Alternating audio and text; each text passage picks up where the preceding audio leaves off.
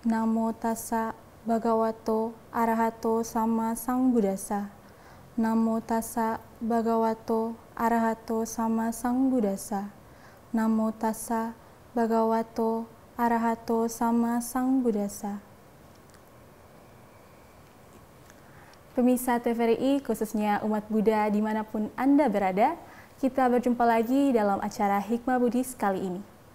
Tema yang akan kita bahas pada kali ini yaitu tentang Kitab Dhammapada sebagai pedoman hidup. Telah hadir narasumber bersama kita, beliau adalah Bapak Putu Supartana SAG. Namo Buddhaya Pak Guru. Namo Buddhaya.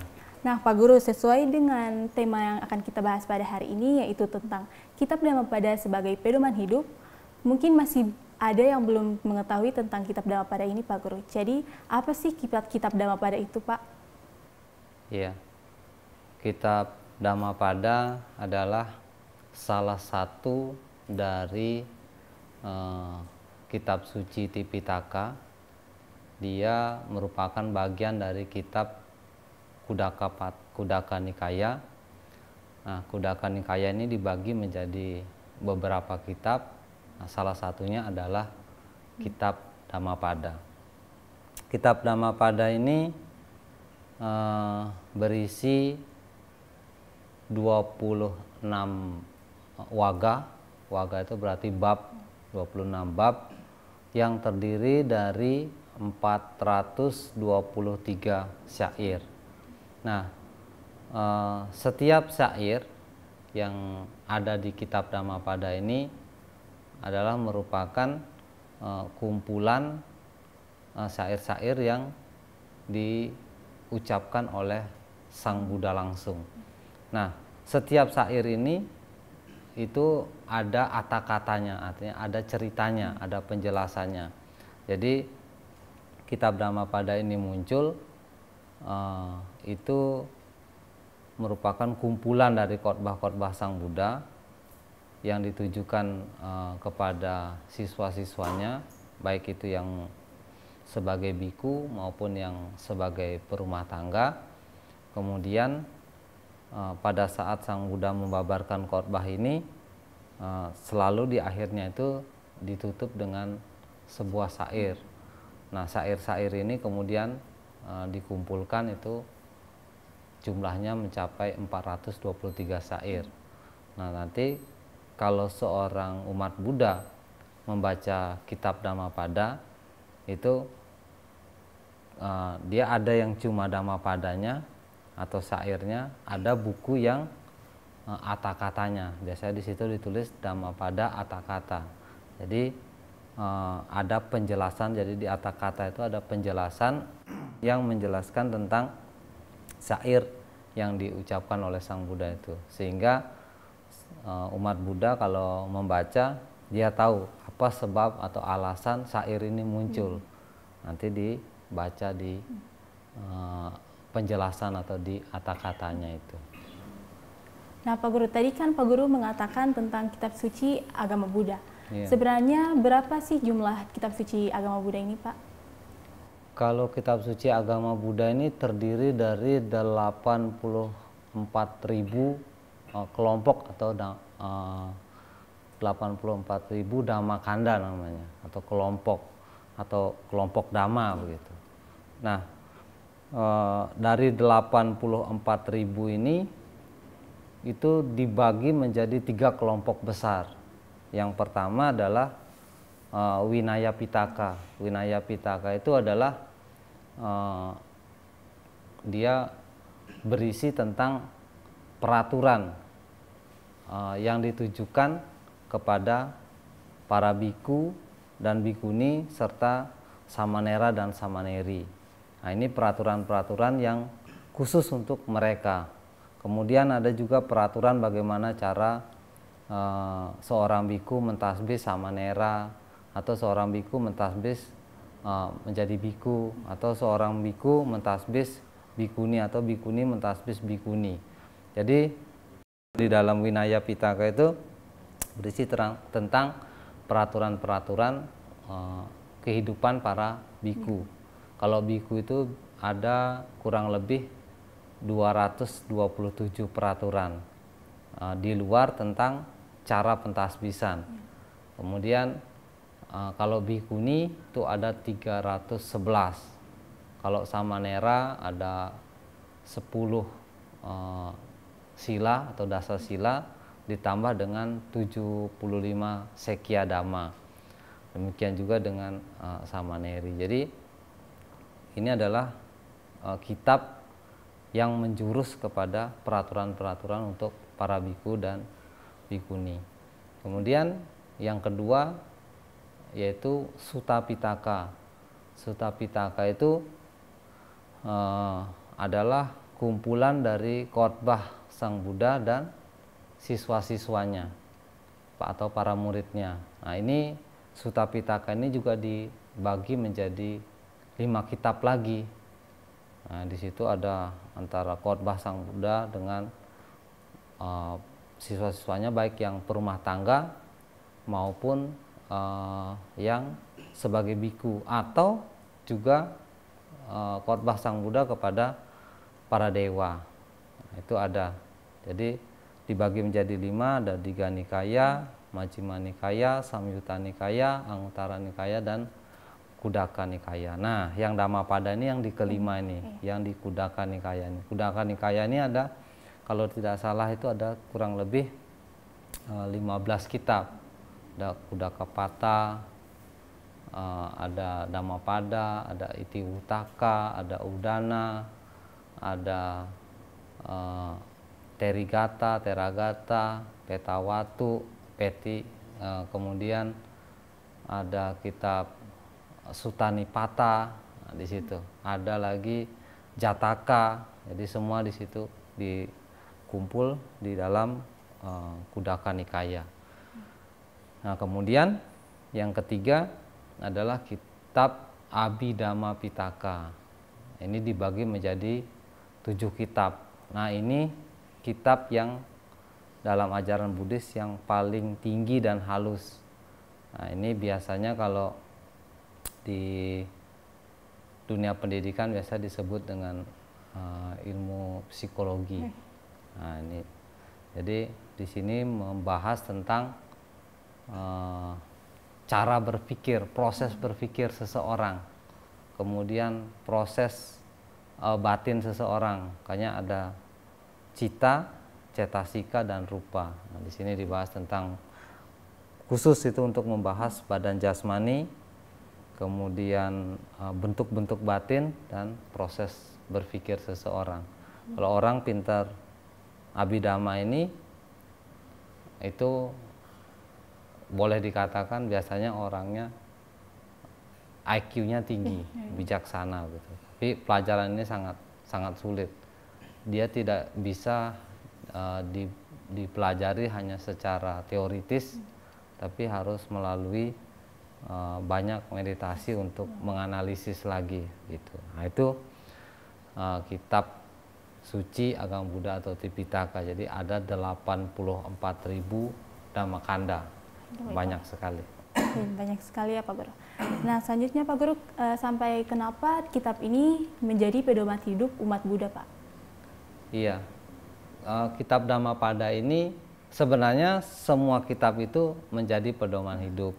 Hanya kitab Dhammapada ini adalah kitab yang paling umum, yang biasa dibaca oleh para umat Buddha karena sifatnya yang sangat mudah dimengerti. Itu yang pertama. Kemudian anak-anak pun dia kalau membaca ini masih bisa paham. Yang penting dia di atas usia 7 tahun, dia masih bisa mengerti, baik itu dari sisi bahasanya, dari sisi ceritanya.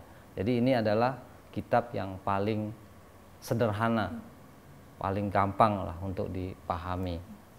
Dan kemudian kitab ini juga di masyarakat itu beredarnya sudah lama dibanding kitab-kitab yang lain. Jadi kitab suci agama Buddha ini khusus di Indonesia ya, dari 84.000 itu sebenarnya masih banyak yang masih ada beberapa yang belum diterjemahkan ke bahasa Indonesia. Jadi kitab Tipitaka ini masih banyak dalam bentuk bahasa Pali, kemudian bahasa Thailand, bahasa Myanmar, bahasa Laos, Kamboja, Sri Lanka, kemudian bahasa Inggris. Sedangkan yang diterjemahkan ke bahasa Indonesia itu belum semuanya, belum lengkap. Dan kitab Dhammapada ini adalah kitab yang kayaknya di awal-awal agama Buddha ini mulai berkembang di Indonesia. Nah, itu kitab Dhammapada ini sudah diterjemahkan, sehingga boleh dibilang kitab Dhammapada ini terjemahannya mungkin paling duluan di antara kitab-kitab yang lain, atau mungkin ada kitab yang lain, tetapi ini paling umum, paling sering kita jumpai. Kemudian kitab Dhammapada ini dari sisi tata bahasa itu bersifat bercerita, sehingga kadang umat Buddha itu kan suka membaca sebuah cerita-cerita begitu ya. Kalau zaman-zaman dulu kan novel-novel. Nah, sehingga kitab ini menjadi kitab yang paling disukai oleh umat Buddha. Nah, itu. Terus mengapa menjadi pedoman hidup? Karena di dalam kitab Dhammapada ini, yang pertama dia di situ di samping bahasanya sederhana, ceritanya sederhana, dia juga kitab Dhammapada ini dia mengandung unsur cinta kasih. Jadi dasar-dasar agama Buddha itu banyak terdapat di kitab Dhammapada ini, dan sesuai dengan kehidupan masyarakat kita sehari-hari. Jadi cerita-ceritanya itu berhubungan dengan cinta kasih, belas kasihan, dan sesuai dengan kehidupan masyarakat kita. Kemudian di situ ada menjelaskan tentang riwayat hidup Sang Buddha, ada bercerita tentang hukum karma, ada cerita tentang Punabawa, sehingga kalau umat Buddha membaca ini, dia keyakinannya terhadap Buddha, Dhamma, dan Sangha, keyakinannya terhadap hukum karma, kemudian cinta kasih dan belas kasihannya itu bisa timbul apabila dia bisa memahami dari setiap cerita-cerita di dalam Dhammapada ini. Nah, itulah sebabnya mengapa kitab Dhammapada ini oleh umat Buddha kita itu dijadikan sebagai pedoman hidup, meskipun pada hakikatnya semua kitab Tipitaka ini adalah merupakan tuntunan hidup. Nah, Pak Guru, tadi kan Pak Guru mengatakan bahwa ketika kitab Dhammapada ini dilaksanakan, kita akan merasakan cinta kasih. Apakah kalau kita sudah memahami dan membaca kitab ini, apa kita mendapatkan karma baik, Pak? Iya, setiap umat Buddha apabila membaca Parita, membaca kitab suci Tipitaka itu tentu dia mendapatkan sebuah pemikiran baru. Kalau di dalam 10 cara berbuat baik atau dasa punya kirawatu, yang ke-10 itu ada kata dituju kama, artinya meluruskan pandangan dari pandangan masih salah menjadi memiliki pandangan benar. Nah, apabila seorang umat Buddha membaca kitab suci Dhammapada ini, maka otomatis dia akan bisa memiliki pandangan benar. Saya kasih contoh misalnya ya, kita baca saja misalnya isi kitab Dhammapada ini di syair yang pertama saja misalnya. Misalnya saya baca di sini, atau ya syair yang pertama saja misalnya ya. Seperti bahasa Indonesianya, saya langsung baca terjemahannya saja ya. Pikiran adalah pelopor dari segala sesuatu. Pikiran adalah pemimpin. Pikiran adalah pembentuk. Bila seseorang berbicara atau berbuat dengan pikiran jahat, maka penderitaan akan mengikutinya, bagaikan roda pedati mengikuti kaki lembu yang menariknya. Kemudian, pikiran adalah pelopor dari segala sesuatu, pikiran adalah pemimpin, pikiran adalah pembentuk. Bila seseorang berbicara atau berbuat dengan pikiran murni, maka kebahagiaan akan mengikutinya. Jadi apabila seseorang berpikir baik, berpikirannya baik, maka tindakan dan ucapannya juga baik. Baik Pak Guru, mohon ditahan terlebih dahulu. Pemirsa, kita akan jeda sejenak. Tetaplah bersama kami di Hikmah Buddhis. Kami akan segera kembali setelah pariwara berikut ini.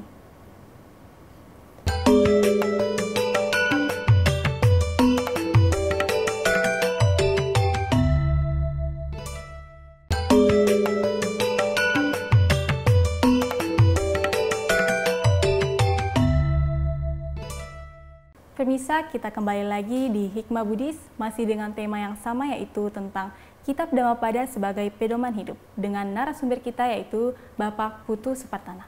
Silakan Pak Guru dilanjutkan. Ya, jadi di sini dikatakan di dalam Kitab Dhammapada yang pertama tadi bahwa pikiran adalah pelopor, pikiran adalah pembentuk. Apabila seseorang berpikir dengan pikiran yang tidak baik, maka ucapan dan perbuatannya tidak baik. Apabila seseorang berpikir dengan pikiran yang baik, maka ucapan dan tindakannya juga baik. Nah, jadi di sini sebenarnya yang mengontrol hidup kita itu adalah pikiran. Nah, makanya kenapa kita di dalam agama Buddha ini kita ketika melakukan perbuatan jahat, kita tidak mengkambing hitamkan orang lain, bahwa itu yang bikin saya jadi begini, itu yang bikin saya jadi sebenarnya yang menjadi masalah itu adalah pikiran kita. Contoh misalnya, ketika kita misalnya dimaki oleh seseorang, ketika kita dimaki oleh seseorang, tapi kalau kita bisa mengontrol pikiran kita tidak akan marah. Betul. Nah, gitu. Contoh misalnya ada orang gila, kemudian marah-marah sama kita, kita paling ketawa-ketawa kan? Kenapa? Karena kita menganggap orang itu orang gila. Jadi segala sesuatu sebenarnya bergantung oleh pikiran kita. Begitu juga ketika kita misalnya saat makan, ada orang yang selera makannya dia suka makan hamburger, ada orang yang cuma suka makan batata rebus gitu, dan lain sebagainya. Sebenarnya lidah kita ini sama, kemudian rasa di lidah itu juga sebenarnya sama.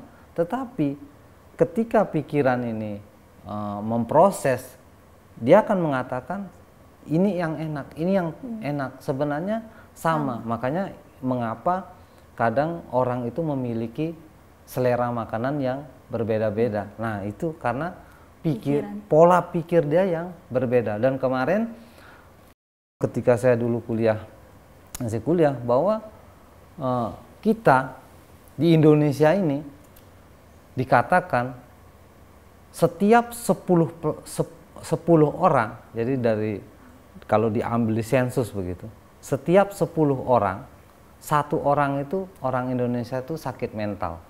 Jadi dari 10 orang, 1 orang sakit mental, 10 orang, 1 orang sakit mental. Jadi apa yang bermasalah, yang dimaksud sakit itu adalah pikirannya. Nah, makanya kenapa di dalam Buddhis itu meditasi itu penting sekali untuk dilakukan, karena ini dalam rangka tujuannya adalah untuk memperbaiki pikiran kita. Makanya kalau murid-murid saya itu setiap sebelum memulai pelajaran tuh wajib meditasi dulu. Waktu Angel jadi murid Pak Guru kan, sebelum mulai pelajaran kita meditasi dulu. Supaya apa? Konsentrasinya kuat. Sehingga kalau konsentrasinya kuat, pada saat Pak Guru menjelaskan atau pada saat gurunya menjelaskan itu, apa yang disampaikan oleh gurunya itu bisa dicerap dengan baik, begitu. Nah, jadi penting ya pikiran itu untuk selalu dijaga atau dikontrol. Nah, ini cerita atau syair yang ada di dalam Dhammapada. Itu baru syair yang pertama. Ini ada 423 syair. Nah, jika seorang umat Buddha suka membaca ini, baca syairnya, baca ceritanya lagi, dia akan bisa memunculkan dalam dirinya kebijaksanaan. Oh iya, ternyata hidup saya ini dalam sehari-hari sebenarnya dikontrol oleh pikiran, sehingga nantinya umat Buddha akan selalu mengontrol pikirannya. Dengan demikian, dengan mampu kita mengontrol pikiran kita, maka kehidupan kita akan menjadi positif terus gitu. Baik Pak Guru.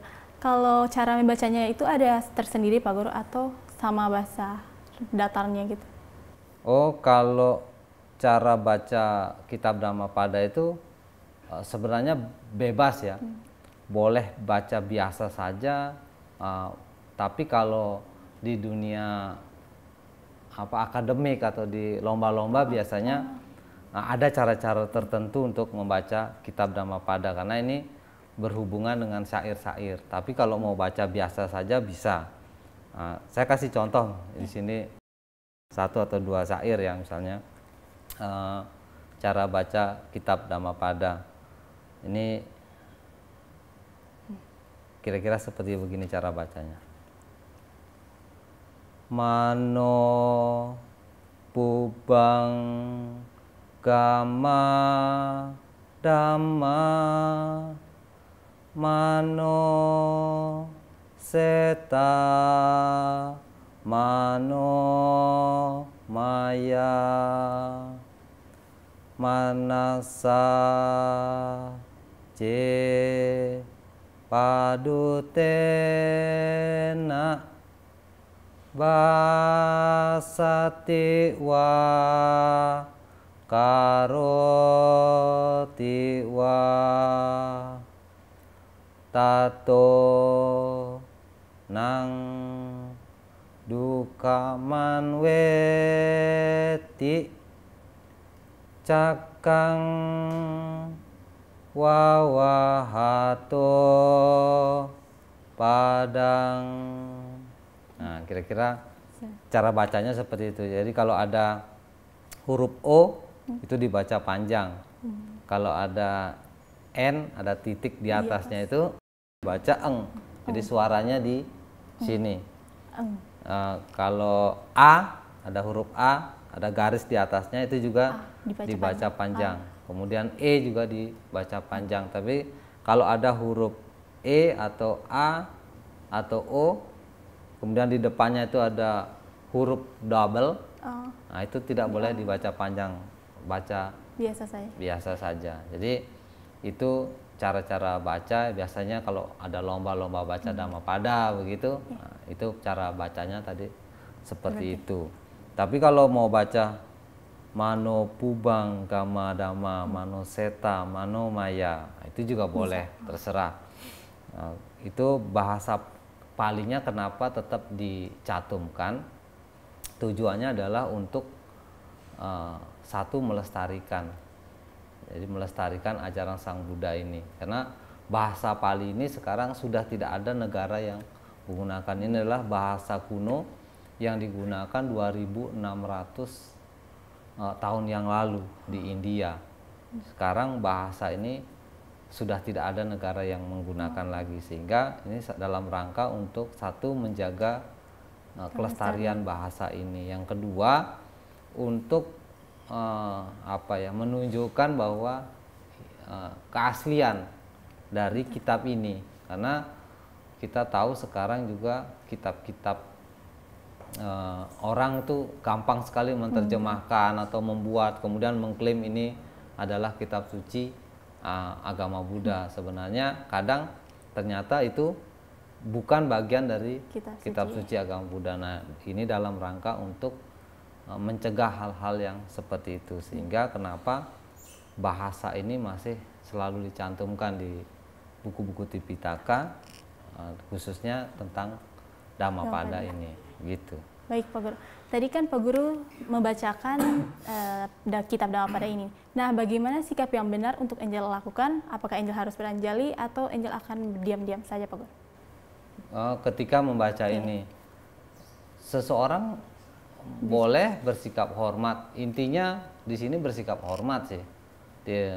Beranjali itu kan salah satu sikap untuk menghormati. hormat dalam agama Buddha. Sedangkan sikap hormat itu kan ada beberapa cara, ada 5 cara di dalam agama Buddha. Jadi boleh duduk diam, mendengarkan, memperhatikan, boleh sikap meditasi, kemudian konsentrasi dengan apa yang dibaca tadi itu.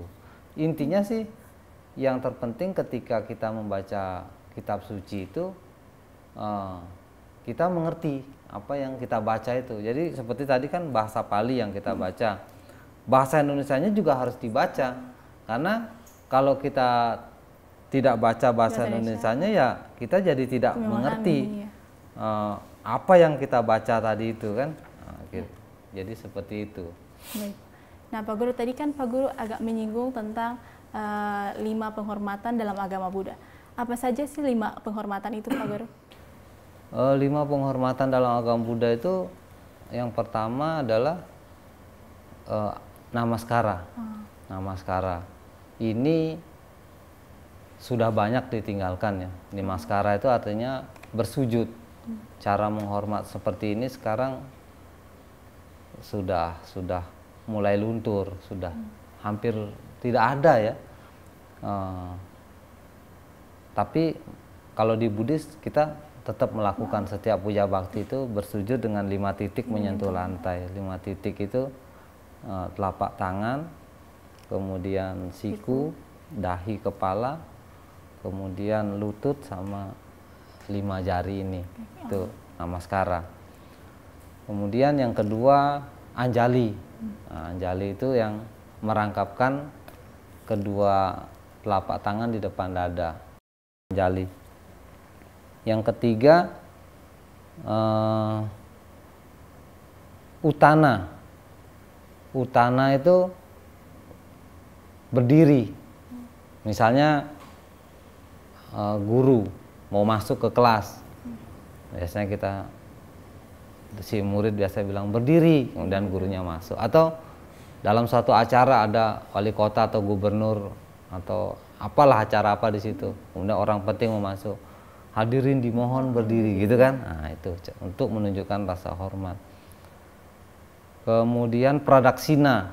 Nah, pradaksina itu ini nyaris sudah hilang, yaitu mengelilingi objek yang kita hormati itu sebanyak 3 kali searah jarum jam. Jadi yang kita hormati itu berada di sebelah kanan kita. Dulu kalau zaman Sang Buddha, ketika Sang Buddha memberikan khotbah kepada seseorang, kemudian orang itu merasa puas, kemudian dia ingin jadi muridnya Buddha, nah dia biasanya langsung melakukan pradaksina gitu. Tapi tradisi ini sekarang biasa masih dilakukan di wihara-wihara kalau hari raya Waisak. Nah, itu di Candi Borobudur juga saya lihat seperti itu. Kemudian samicikama. Samicikama itu cara lain yang menunjukkan sikap hormat. Contohnya salim.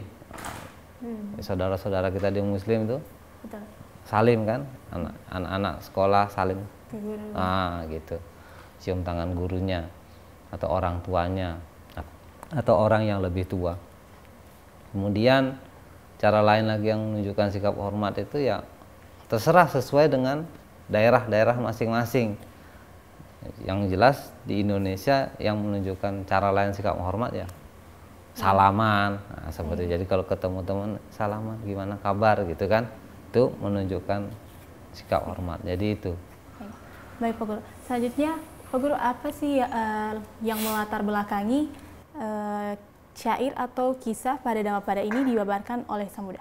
Tapi terlebih dahulu Pak Guru mohon ditahan dulu karena kita akan jeda sejenak.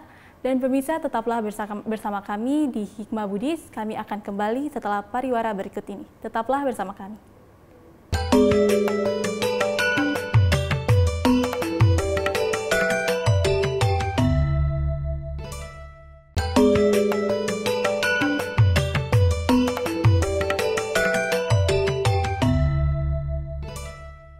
Pemirsa, kita kembali lagi di Hikmah Buddhis, masih dengan tema yang sama, yaitu tentang Kitab Dhammapada sebagai pedoman hidup.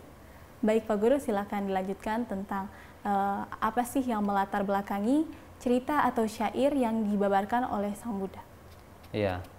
Jadi setiap cerita itu ada latar belakangnya sendiri, ada sebab mengapa cerita itu dibabarkan oleh Sang Buddha. Jadi setiap cerita itu punya latar belakang sendiri. Nah, di sini saya ambil coba menceritakan ya salah satu kisah dari Dhammapada ini. Saya ambil saja kisah yang pertama, karena ini biasanya kan orang biasa baca di bagian-bagian pertama. Jadi umat Buddha kita sudah umum membaca, sudah mengetahui gitu. Jadi saya kasih satu cerita yang ada di kitab Dhammapada, yang syair yang pertama. Nah, jadi waktu itu Sang Buddha membabarkan syair, pikiran adalah pelopor, pikiran adalah pembentuk. Apabila seseorang berpikir dengan pikiran yang jahat, maka hal yang tidak baik juga atau hal yang jahat juga yang akan muncul, yaitu ucapan dan tindakan yang tidak baik. Nah, suatu hari ada seorang biku namanya Biku Cakupala. Nah, ketika dia ditasbih menjadi biku, dia itu sangat serius menjalani kehidupan sebagai biku dan sangat serius berlatih agar bisa mencapai tingkat kesucian. Nah, ketika dia latihan sangat terlalu keras. Dia tidak tidur, kurang istirahat, sehingga matanya dia ini karena kurang tidur menjadi sakit. Nah, ketika sakit akhirnya matanya itu menjadi buta. Nah, tetapi ketika dia matanya sudah buta, dia waktu itu telah mencapai atau merealisasi nibbana, sudah mencapai tingkat kesucian yang tertinggi. Kemudian pada suatu hari Biku Cakupala ini berjalan mondar-mandir di depan kutinya, tempat dia tinggal. Kemudian ketika ada biku lain yang datang mau mengunjungi dia, nah, waktu dia jalan mondar-mandir itu ada banyak sekali semut yang terinjak. Kemudian biku-biku lain itu berpikir bahwa wah, ini Biku Cakupala ini membunuh. Nah, dia membunuh banyak semut ini. Ini tidak betul sebagai seorang pertapa, karena seorang biku tidak boleh membunuh makhluk hidup apapun bentuk dan motifnya kan. Akhirnya biku-biku yang melihat kejadian itu melaporkan kepada Sang Buddha. Ketika melaporkan kepada Sang Buddha, lalu seseorang diutus untuk memanggil Biku Cakupala menemui Sang Buddha. Kemudian Biku Cakupala itu dituntun untuk menemui Sang Buddha di ruang Dhammasala. Nah, ketika sudah bertemu dengan Sang Buddha, lalu Sang Buddha bertanya, Bante Cakupala, apakah betul kamu menginjak semut? Lalu Biku Cakupala itu mengatakan, saya tidak tahu karena saat ini saya sedang buta. Nah, lalu Sang Buddha membabarkan Dhamma kepada para biku. Jadi jadi Sang Buddha mengatakan bahwa Biku Cakupala ini dia sudah buta, sehingga semut-semut yang mati itu adalah bukan perbuatan dia. Artinya dia membunuh semut itu secara tidak sengaja karena dia tidak melihat. Sehingga dengan demikian si Biku Cakupala ini tidak melakukan pelanggaran atau kejahatan, karena dia tidak mengetahui semut-semut itu, karena dia tidak melihat. Nah, lalu Sang Buddha membabarkan syair Dhammapada yang pertama ini. Tetapi Sang Buddha juga menambahkan cerita di situ tentang hukum karma, yaitu apa sebab si Biku Cakupala ini dia sampai matanya buta. Nah, itu. Jadi di kehidupan yang dulu, karena dalam Buddhis ini kan kita mengenal namanya Punabawa atau tumimba lahir ya, kelahiran yang di masa lampau. Nah, jadi di masa dulu si Cakupala ini dulu terlahir sebagai seorang dokter, dokter mata. Nah, pada suatu hari ada orang yang datang berobat kepada dia, tetapi si pasiennya ini adalah orang yang tidak mampu. Jadi dia bilang, saya ini buta gitu, saya mau berobat sama kamu karena kamu adalah seorang dokter mata, tapi saya tidak punya uang. Bagaimana kalau kamu mengobati mata saya? Jika mata saya ini sembuh, saya tidak bayar kamu dengan uang karena saya tidak punya uang, tapi saya bersedia menjadi budak kamu seumur hidup saya. Oh gitu, bikin perjanjian seperti itu. Lalu si dokter ini yang cikal bakal menjadi si Cakupala ini, dia bersedia atau menyetujui perjanjian itu. Lalu dia mengobati mata orang itu. Nah, sampai akhirnya mata pasiennya itu betul jadi sembuh. Dia sehat, matanya bisa melihat lagi. Nah, karena dia tidak ingin menjadi budaknya si dokter ini atau pembantunya si dokter ini seumur hidup, lalu dia mengatakan bahwa dia masih buta, seolah-olah dia tidak bisa melihat. Dia mengatakan, saya masih buta, saya tidak bisa melihat, begitu. Dia membohongi si dokter ini. Ketika si dokter memeriksa matanya, dia tahu bahwa orang ini sudah bisa melihat. Oh, dia ini bohong. Nah, kemudian dia muncul kebencian, kemarahan. Nah, pikirannya sudah mulai jengkel kan. Iya, betul. Akhirnya si pasien yang tadi sudah sembuh ini, dia kasih obat yang bikin dia jadi buta permanen. Begitu. Nah, akibat dari perbuatan yang dilakukan oleh dokter ini, ketika dia lahir menjadi si Culapataka itu, si Cakupala itu, dia akhirnya membuahi kama buruk itu sehingga dia menjadi buta. Nah, itulah, itu makanya kitab Dhammapada ini kenapa saya katakan menjadi tuntunan bagi seorang umat Buddha dalam kehidupan bermasyarakat, karena di sini banyak nilai-nilai atau cerita-cerita yang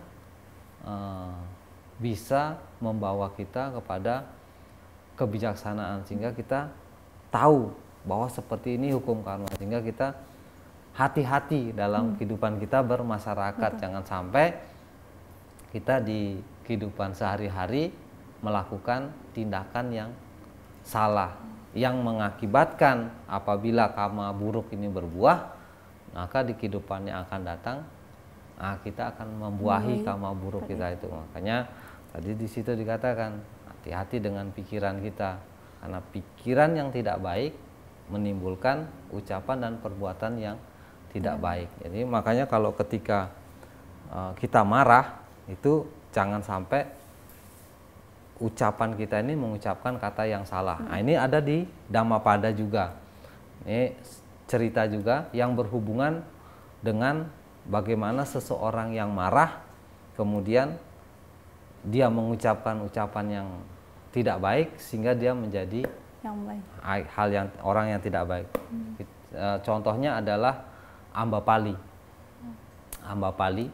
Jadi Ambapali ini adalah seorang pelacur di zaman Sang Buddha di kerajaan Kosala. Ambapali ini sangat terkenal. Dia adalah pelacur yang memiliki bayaran itu 1000 keping emas. Sangat mahal. Jadi tidak sembarang orang bisa sama dia. Kalau bukan orang kaya di masa itu tidak bisa sama dia. Nah, kemudian pertanyaannya adalah apa sebab si Ambapali ini hidup sebagai menjadi pelacur? Nah, ini adalah akibat dari kehidupan dia yang lampau. Jadi si Ambapali ini dulu pada zaman dahulu dia itu pernah terlahir sebagai manusia, dia menjadi seorang bikuni. Nah, menjadi seorang bikuni. Satu hari ada kegiatan acara puja relik Sang Buddha yang sudah disimpan di dalam stupa. Nah, waktu acara puja relik Sang Buddha karena banyak yang ikut sehingga antri kan, banyak sekali orang. Nah, kebetulan waktu itu di depan dia ada orang yang sangat sudah tua, sudah renta begitu. Dia secara tidak sengaja air liurnya itu menetes, dahaknya itu menetes karena sudah tua itu biasanya susah mengontrol badannya kan. Secara tidak sengaja dahaknya itu menetes keluar dari mulutnya. Nah, kemudian si Ambapali ini waktu itu dia berada di belakangnya ini, secara tidak sengaja juga dia menginjak dahak si nenek itu. Tapi dia tidak tahu bahwa itu dahaknya si nenek itu. Kemudian waktu itu dia bilang begini, dia dengan hati yang marah dia mengucapkan kata, siapa pelacur yang membuang dahak di sini? Nah, dia mengucapkan kata itu dengan pikiran yang diliputi oleh kemarahan. Akibat dari ucapan yang seperti itu, ucapan yang mengatakan siapa si pelacur ini dan didorong dengan pikiran yang penuh dengan kemarahan, kebencian, akhirnya ketika dia lahir di masa Sang Buddha, masa Buddha Gautama, dia terlahir menjadi seorang pelacur. Jadi ketika kita marah itu hati-hati dengan ucapan kita. Pada saat kita mengumpat ini, mohon maaf, biasanya orang kalau marah itu pasti mengucapkan kata-kata hewan, menyebut kata-kata hewan, menyebut kata-kata setan, dan lain sebagainya. Nah itu satu saat dia kalau sudah meninggal, dia kan terkondisi lahir jadi itu dulu. Nah begitu, dia menyebut nama hewan, hewan apa yang dia sebut dia akan jadi seperti itu. Nah itu pentingnya membaca kitab suci Dhammapada ini sehingga kita dalam kehidupan sehari-hari itu mawas diri. Nah, ketika sudah dalam kondisi seperti ini kita harus selalu hati-hati. Ada lagi cerita misalnya di Dhammapada ini yaitu biku Culapantaka namanya. Culapantaka itu adalah seorang biku yang sangat bodoh. Dia ini dibilang idiot ya idiot. Jadi kalau disuruh membaca syair, bait pertama dia hafal, nanti bait kedua dia lupa. Bait kedua dia hafal, bait pertama dia lupa gitu. Saking bodohnya. Sampai kakaknya dia itu namanya Mahapantaka sampai jengkel sekali sama dia itu. Nah, akhirnya Baik Pak Guru, mohon ditahan terlebih dahulu. Dan pemirsa, kita akan melakukan jeda iklan terlebih dahulu. Tetaplah bersama kami di Hikmah Buddhis. Kami akan kembali setelah pariwara berikut ini.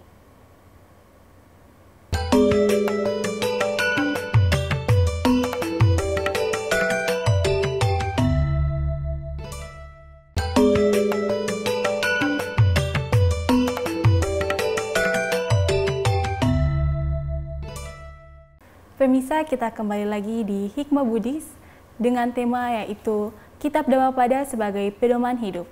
Baik Pak Guru, silakan dilanjutkan. Iya, baik. Jadi dulu zaman Sang Buddha ada seorang biku namanya biku Culapantaka. Nah ini dia sangat-sangat bodoh.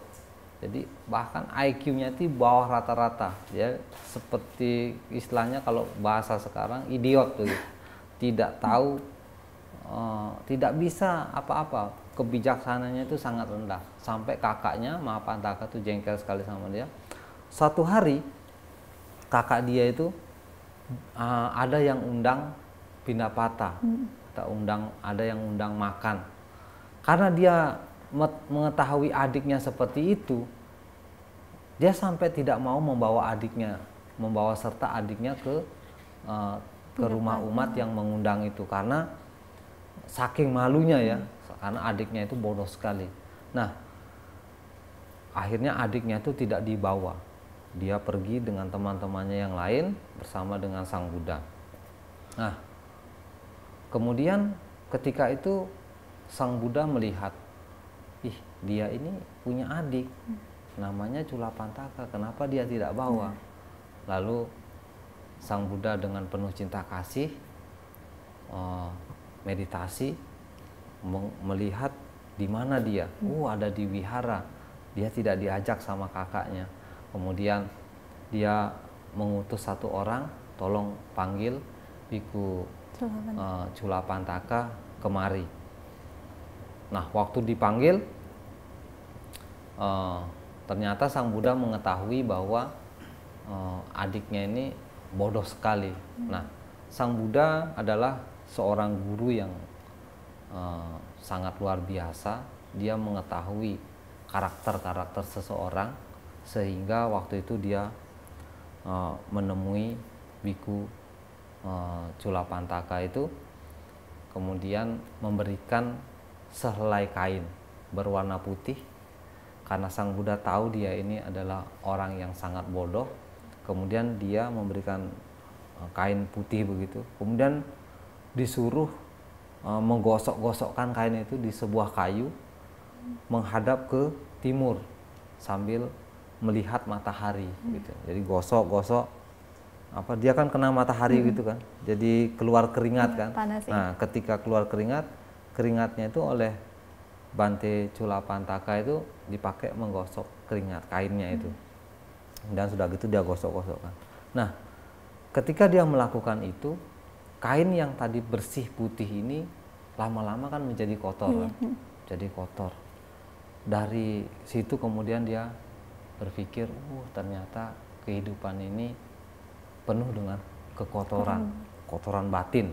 Kalau kita kan orang awam tidak bisa menembus sampai segitu, karena dia orang dari idiot tapi dia memiliki kebijaksanaan sebenarnya, cuma tidak mampu memunculkan kemampuan itu. Nah, inilah kelebihan Sang Buddha. Makanya dia kalau mengajar itu dia bisa membuat murid-muridnya itu mencapai seperti apa yang dia capai. Nah, kemudian setelah menyadari itu, lalu Sang Buddha memberitahu kepada murid-murid yang lain bahwa si Biku Culapantaka ini sekarang sudah mencapai tingkat kesucian arahat. Semua ketika itu tidak percaya, tidak yakin, sampai akhirnya si Biku Culapantaka itu menunjukkan kesaktian-kesaktian yang dia dapatkan. Nah, pertanyaannya adalah apa yang menyebabkan si Biku Culapantaka ini mengalami kebijaksanaan atau menjadi orang yang sangat begitu bodoh?